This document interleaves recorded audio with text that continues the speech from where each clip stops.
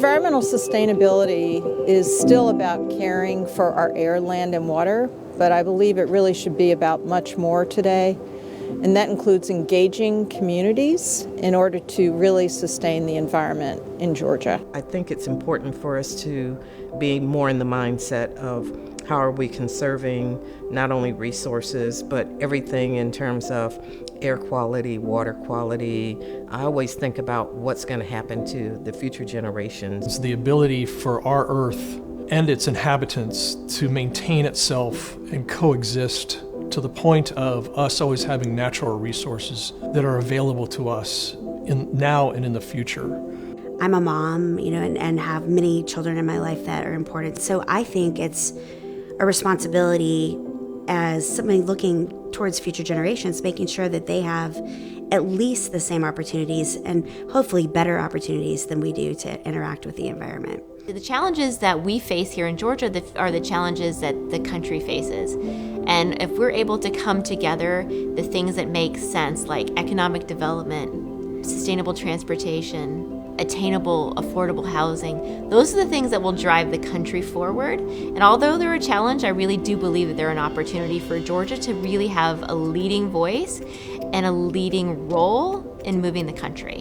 When I think about sustainability in Georgia, I think about how Georgia is a very diverse state. From the mountains to the coast, you have the urban Atlanta area and the ag land in South Georgia. And to create a more sustainable Georgia, we need all of the people representing all of the different portions of our state. It's about reaching those people, communicating to those people. And fortunately, EarthShare Georgia has been reaching those people for decades now. EarthShare Georgia has raised more than $6.5 million for environmental nonprofits throughout our state.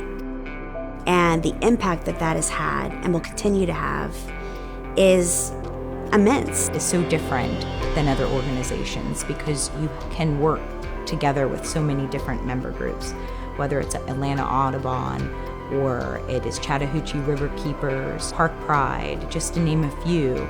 You know that your in-kind or your generous donations, if you're a corporate partner, are really being vetted and supported in so many different areas around Atlanta. They have been able to set a table where everyone is welcome.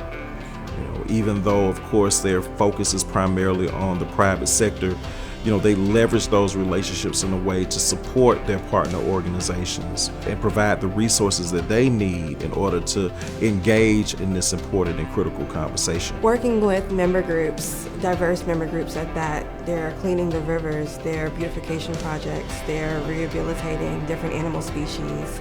It's just really fascinating to meet so many people working on so many different projects that ultimately affect all of us. Earth Day 50 years ago was looking at a few gross polluters that were destroying our environment and how do we hold them accountable and help to clean up our planet. And I think the idea of a clear bad guy was an easier conversation back then. But it's a bigger issue and it's hard to just point the finger at something that's not me and say they need to change. I think we all need to change. When we celebrate Earth Day, I'm hoping in our 50th anniversary that we think about everything, that we think about the environment, we think about people, we think about wildlife, and how we can be more systematic in our thinking to improve the world.